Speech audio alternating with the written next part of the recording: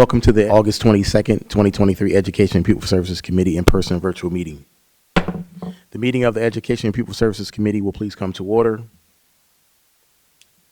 The district posted this evening's agenda to board docs at least 24 hours prior to the commencement of this meeting. Is there a motion to approve that previously posted agenda? So moved. Second. Thank you. Are there any amendments to offer? There are none. Thank you. The agenda has been moved and seconded. All those in favor, please say aye. Aye. Those opposed, please signify by saying aye opposed and state your name for the record. Those abstaining, please signify by saying aye abstain and state your name for the record. The motion carried. I will now turn over the Education and Pupil Services Committee agenda to Co-Chair Director Williams. Thank you. Mrs. Kelly and Mr. Marshallek, please begin with an overview of your agenda items for this evening, and please go right into agenda item number 1. Good evening, everyone. So tonight we have two items on the agenda. The first item is the district comprehensive plan. We'll be entering the next phase of writing a new plan this school year. This is informational. The second item is a re-registration update, which is also informational. Dr. Brian Yerson and Mr. Ed Monahan will be presenting some details on the re-registration process and where we are to date. I'm going to go into the first item right now. So like I said, the district comprehensive planning process is ready to begin once again for the 23-24 school year for our new comprehensive plan. So we have one more year left on this current plan, and at the same time that you're wrapping up the current plan, you are starting now to plan for the next school year. So the new district comprehensive plan will begin, the work will begin this school year, like I said, and it will be due on March 31st of 2024. The plan will cover from July, when it's finally approved, it will cover from July 2024 through June of 2027, so it will be a 3-year plan. The plan we will follow, as we're developing the plan, we will follow the guidelines outlined by PDE, and we'll also be using the Future Ready planning portal that we used the last time, which was very, very new that last time. We are more familiar with it now, so we'll be using the same tool that we've used last time during the planning process. So Mr. Marshallek will go over the timeline now that we will follow as we're developing this plan this school year. Thank you, Dr. Kelly. This is a rough timeline that we know as of right now, but we'll likely be coming back to you all in November to talk about a more definitive timeline for board approval, 28-day review, and all the necessary steps we'll have to take to initiate the comprehensive planning process for this cycle. But as of right now, what we know is we're going to start this fall with selecting our steering committee, putting out our feelers to our staff, our community members, and the various stakeholders that have to be representative on the planning committee. So we'll start doing that this fall. We'll start having our beginning of the cycle conversations, and then about January or after winter break, or maybe before winter break, we'll start having our bi-monthly meetings to go through the actual plan and start pulling apart the pieces that we want to, our needs assessment, and other mandatory aspects of the plan we have to do with the planning team. But like I said, there still is a 28-day review process as part of this plan. And as you can see, it's due by March 31st to the state, which means we have to have board approval and the review phase done well before the 31st of March. But we'll come back again in November and talk more definitively about what we need to do to take the next steps once Christine and I both know and are trained on the next steps for this next phase for our district. That's it. Any questions for us? Any questions from board members?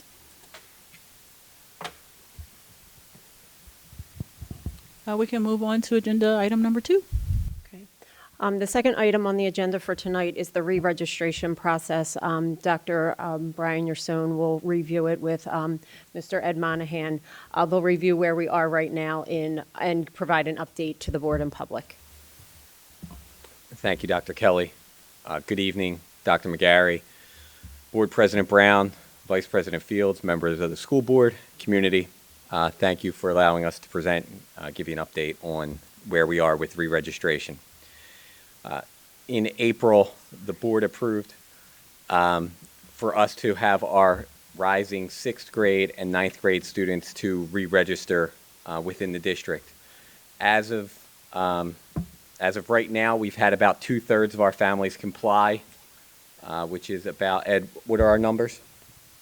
So as of, end of workday today, we had a total of, started with, and back in April, as Brian mentioned, we started with 2,015 students that had to be re-registered. And right now, we only have left 652. Thank you. So we're working on getting that number. We've sent communications following the board meeting in April up until yesterday, approximately 25 emails and phone calls to homes. We've had evening events, weekend opportunities, events at our middle schools to try to encourage our families to come out and re-register. As we continue to move forward, we will continue to accept re-registrations. We are, on the first day of school, students who haven't re-registered will be getting an envelope with a letter inside letting their families know that if they do not re-register, that we're going to be moving forward with a due process hearing. We're also going to be sending a message to the families that day to let them know that these letters are coming home. A generic copy of that letter will be going home in those emails. It'll be accompanied by a voice message letting them know to check that email. And then 5 days after that, we'll begin sending out due process letters to begin our due process hearings for the families who haven't re-registered. I'll leave it this in your hands. And we've tried to make it as easy as possible for our families to re-register. We have the online option. The directions are listed on our website, and we have in-person options. I've mentioned the different evening and weekend events. We're having our next evening event on Thursday. Well, the central registration office will be open till 6 p.m. And I just want to take a moment to thank the central registration team for the countless hours and work that they've all done processing a lot of these requests. Every time, which is great, that we send a message out, we're always getting feedback from our families. So there are people listening and getting these messages and responding. Ed and his team are then quick to respond back to those families to let them know, we're in the middle of processing your documents. We'll let you know either way if something else needs to be sent in or if everything is complete. And, they've gone through almost 1,400 re-registration, not to mention the registration documents that continue to come in. So it's been a really a great team effort. We're just hopeful that we can continue to dwindle that number down. That's everything I have. Thank you, Dr. Kelly and Mr. Marshallek, and thank you so much to our central office and our registration team. I know that can be a daunting task to get families, and I see the dates on here and the amount of work that went into that registration process. So really, thank you. Any other comments from board members or questions? I think Dr. McGarry has. Just real quick, if a student simply doesn't show up for school next week, could you just very briefly outline what happens? Sure. If a student is not in attendance next week, and I assume you're saying a student who hasn't re-registered, the family will continue to get the messages via email and the phone calls to come in to re-register. Just because a child's not attending or doesn't attend next week, that's not going to stop us. The first period teachers, I believe, are going to be holding on to those letters. So when that child does attend, they will then give them that letter. The notice of due process hearings have to go out through certified mail. So we're going to be sending those to families through the mail once we get to that point. I guess I was thinking of a student whose family has received re-registration notice, and let's say they aren't properly district residents and decide on a different educational placement for their child. We get notification through PIMS or something, correct? Sure. And if And not, there's a Yeah, so we There's have a our di- attendance enrollment procedures process. that we would follow. We call it like a 10-day drop. If a child is continuously absent to start the school year or at any point during the school year, there are letters that we would send out. There's a letter that we would send out after 3 consecutive days, 6 consecutive days. We would work to contact the family via email, home visits, through Ed's office, central registration, to see where they are. And then, we look up on PIMS to see if they have been accounted for through another district, and follow all of our processes until eventually we would drop the child from our rolls. Thank you. Yeah, and that system in place, we also have a clear system that we run on the families to get background information, which allows us to see where they're at.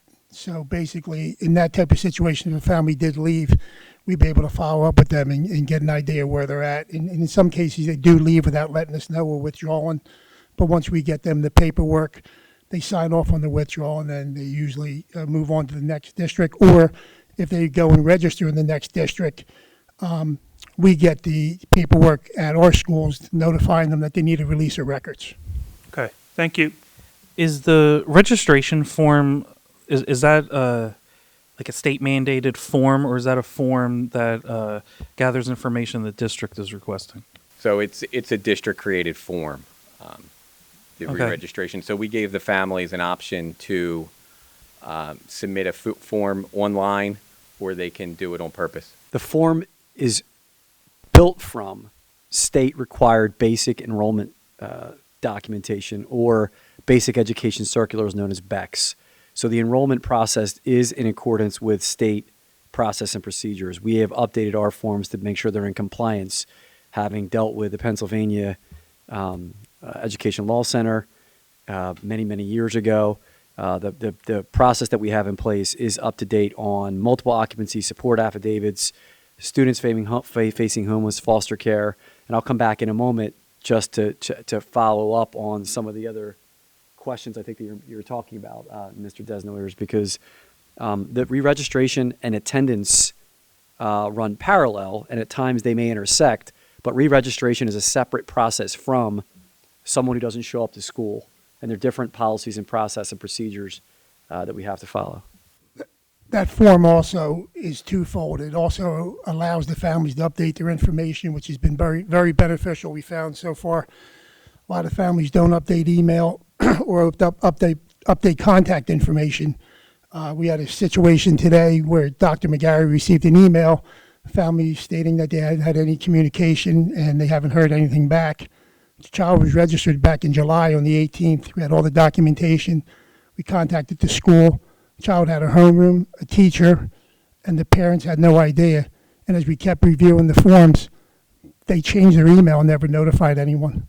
So all the email communication from the school was going to an email that didn't exist. And we picked it up on the new form. So again, that new form also helps us, not only identify the residency, but also identify emails, phone numbers, emergency contacts, which people do change often. So it's been actually a really good system in place put by the district. Thank you. And so the one issue I wanted to bring up with the registration form is the student's sex, female or male. I wouldn't expect any changes to occur this school year, but I think the wording for that could be changed to like students assigned gender at birth or assigned sex at birth would be a more appropriate heading for that section. So I just wanted to bring that to the attention of the administration and see if we can make that change. And obviously the system's already in place and you change that heading and all of a sudden it changes other stuff. So maybe for like next year. Could I get, Mr. Mahoney, could I get those numbers again? How many students yet? Sure. Back in April, when we began the process, we had between this, again, this is 6th and 9th graders, children going into 6th, going into 9th. Our total amount of students was 2,015. Currently, we've re-registered 1,363, and we are down to 652, which again, the way the system works, especially with us being as busy as we are in the office now, I would estimate we have probably 100 in our system that we just haven't been able to pull out yet to match up. And again, as Dr. Yerson said, we are communicating with the families because messages and communications are continuing to go out just to remind the people that haven't done it. So they've been very understanding, and actually people have been, I think, appreciative of it. We really haven't had any pushback from families doing this, which has been nice. That's great. And Dr. Rousseau said that you get a response every time you send a message out, so that's also really good. I have an incoming ninth grader. I had to go through the process. I took my time, I'll admit, right? But it's pretty straightforward. I mean, most people, you could probably do it on your phone. If you want to do it online, if you don't want to show up in person, I mean, it asks for a couple documents. Take a picture, from your phone, attach them to an email, fill out a form. It's really straightforward. I guess I'm saying that, like, don't be afraid to do it. The work's pretty straightforward, and you guys have made it pretty simple too, and I appreciate that. And those are my comments. Thank you. Yeah, first and foremost, I think, Ed, since you've been in the school district, you've become an expert on this, so I appreciate it. Since your son was taking shots at me today, you should have kicked him under the table when he says we kind of made our own forms. So that's important because that process has been well vetted. A couple of things that we could just remind the public again, although the numbers are coming out and we're saying it kind of around it, we are asking incoming sixth graders and incoming ninth graders to re-register. Just so we should probably update the presentation to go out publicly as well so that it shows 6th and 9th, because on the slides it doesn't say who our target audience is 6th and 9th grade on there. Just so that somebody picks this up, it's a reminder to somebody that that's happening. Due process, as Brian pointed out to the board and to the public, is important. Once you've established that you're a resident going to school here, it's incumbent upon us to take them to a due process hearing, and then it's on the resident to prove their residency status. Where it becomes complicated in Upper Darby, different than online registration for some who can meet the online registration, multiple occupancies and support affidavits, when you go online, are more complicated. In Upper Darby School District, and this is what's out there in the public, and it's become more of a concern, that's why we've gone down this process, we are discovering more and more families and students trying to attend Upper Darby schools that are not technically meeting the residency standard. You cannot simply just come to school here on a weekday and then go somewhere else on a weekend. You have to have a residency status that's in accordance with several categories: experiencing homeless, foster care, there's a process for foster care, multiple occupancies, which is a strict process. You have to re-register. You're supposed to re-register every year under multiple occupancy, and a support affidavit. Under a support affidavit, there's terminology called gratis, meaning if my children were going to go live with Ed Brown and Ed Brown was going to take care of my kids, he's got educational rights, he's taking care of them during the school year, he can receive zero compensation from me. If I am paying Ed anything or paying for my kids during that period of time, that is a violation of a support affidavit agreement. And oftentimes the term gratis is complicated for people, but you cannot receive that kind of compensation. So where we get criticized in Upper Darby is because it is so complicated in the Commonwealth registration that folks try to break through these areas. And really, as a board member, I think it's important for you, if you're aware of this, it's a violation of your policy, and it's a violation of the financial responsibilities to the taxpayers if we're aware of folks gaining residency status to attend schools that break district policy. My concern is that we have 600 and some odd individuals who have not re-registered at this time. That is also on a wave that's continuing because we have a lot of late registrants. And you don't have the answer tonight. If we could give it to the board at some point, Ed. Typically this time of the year, there are well over 500 new to the district registrations that you're doing at registration on top of re-registering people. Do you have a general number off the top of your head right now at all? I mean, I think it's over 500. Yeah, I would imagine. I think it's higher. Okay. Yeah. And so the other commentary is a lot of this process we've streamlined to do it online. They're available, at the high school to provide that support, even computers. If you need a computer, we can help you register online. We often set these up to have a computer on site to register. Online works for a typical residency that's a homeowner, but multiple occupancies and support affidavits and foster care is a little more complicated of a process that Brian handles. A foster care student goes through what is called a best interest determination process. Usually Brian runs those meetings and they're coordinated with our district and other districts where a student's experiencing foster care. At one time, foster care and homeless operated under a similar umbrella. They no longer do. Foster care has been separated, and McKinney-Vento, which is the homelessness process, is a separate process to gain entry into a school district. All are complicated. Some students that are considered doubling up, in some situations, actually also qualify as homeless students. In the Upper Darby School District, we have well over 1,000, last time I checked, students that are in our district under a multiple occupancy status. And they are very complicated process and procedures. And so that is where our residents believe students are going to school as non-residents. And you really can't go to school here unless you qualify in those categories. And they're the areas where folks try to bend and break the rules. And that's where it becomes complicated. That's why these hearings, you'll get contacted about, well, I don't want to go to school here. It's the best thing for my child. But unfortunately, that's where this becomes complicated. So I would get ready. Unfortunately, it sounds like we're bracing for some due process hearings that would be calling you into a conversation of some sad situations that we should be aware of. I just want you to be knowledgeable of that. To Board Member Desnoyer's point, Mrs. Simone and Dr. Manfrey and Brian, Dr. Yerson, will spend from August until the mid of October going through what is called summer withdrawals that officially don't follow the proper paperwork. Different than the registration process. If you're a resident and you've decided to move, take your child out of the school and put your child into a private or parochial school, you are obligated to let us know that through a withdrawal process. There's a form and documentation that should occur.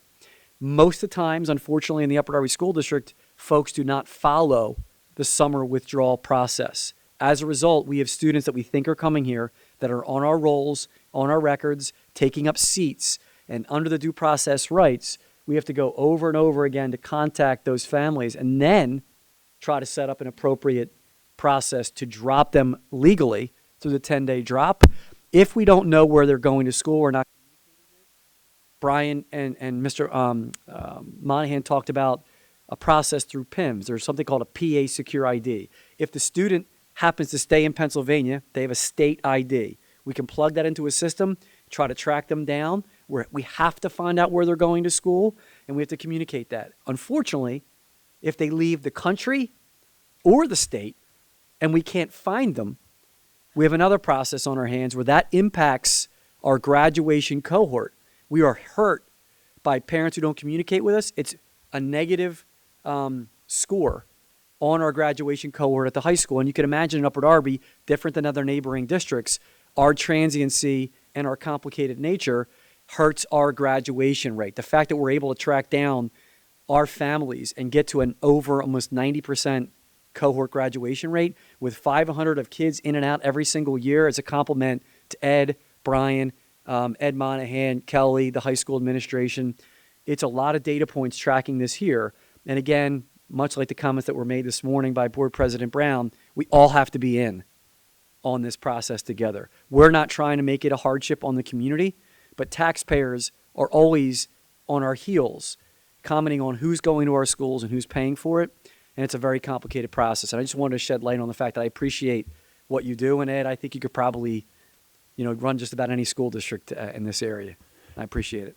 Thanks, Dan. Dan, to your points, the one with the population, the amount of new registrations, the one thing we do see each year, and we're seeing an overabundance this year, is families coming from out of the country. And that goes to Dan's point as far as when they come here to register, a lot of times they don't have the right information to be able to register because you're just getting here, whether they're coming from, Bangladesh or, wherever. There's a number of them. And then the other point, as far as for children that are still on the rolls, another mechanism we have in place is a lot of them families, when their children leave the district, it's usually leaving 8th grade, they come to register for busing with us. The minute they come for transportation, we pull them up in the system, they have an ID number.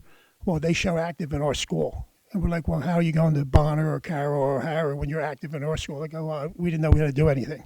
So then that's a way we get them to withdraw back to the school level. They do the withdrawal, and then we make it official, and then we use that same ID number to register transportation.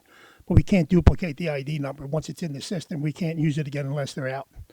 So it does help. So there is mechanisms in place. Thank you so much, Dr. Rason. Mr. Monahan. Thank you so much, Dr. Kelly and Mr. Marshallek. We are now at the time for public comment. So if there's anyone here who would like to make a public comment on our Education and Pupil Services Committee meeting, you may do so at this time. Okay. We have any public comments? Yes, we have one. Okay. We have a comment from Lee Jordan, located at 90 Pilgrim Lane. This comment was received on the 22nd of August at 7:39 p.m. This comment was received via email. It is regarding agenda item Education and Pupil Services Report item number 2. The comment reads, another suggestion to continue to spread the word about the re-registration requirements for the school year is to have school board directors reach out to the communities they live in, either through their social media platforms or just when out in the community, to remind families about the re-registration requirements. End of comment. Thank you so much.